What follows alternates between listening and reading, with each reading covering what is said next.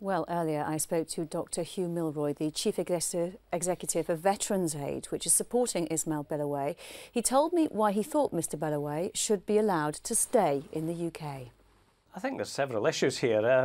The thing that really stands out at first glance is, of course, the issue of proportionality. This was a minor altercation, which he pleaded guilty to.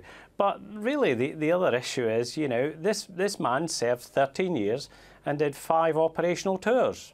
So he's done his bit for this nation.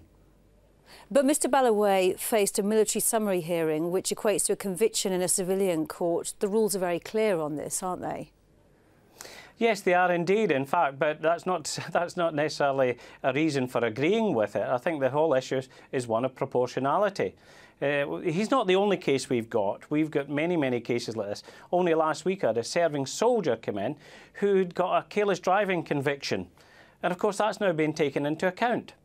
And that's his perception of it. So what are the implications for other Commonwealth personnel should Mr Baleiwai fail to overturn this decision? I think that they're enormous. They're enormous even for the Army. And I have to say, none of this really has got anything to do with the Army. These are imposed rules. But I think the implications for recruiting, for retention, are quite staggering. And of the service personnel you talked about there being other cases. What kind of things are they saying to you about the way they feel they've been treated?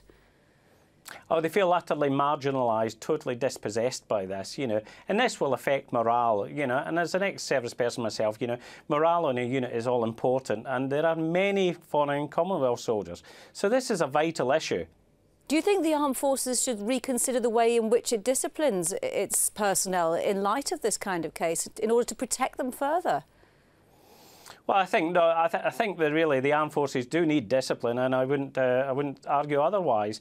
But what I think needs to happen is that the government need to look at what's going on here. What we've seen is that every department is actually following their own rules and applying them as such.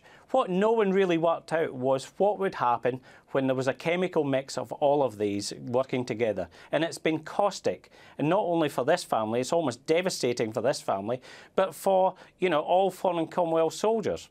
How confident are you that you might be able to get a change in the rules as far as Commonwealth soldiers are concerned, and in the way that these kind of cases are interpreted? I think many of your viewers will know that Veterans Aid is very much a frontline fighting organisation, and we're not about to desist here. So I think we will keep pushing. We're pushing at the very highest levels because this was never meant to be.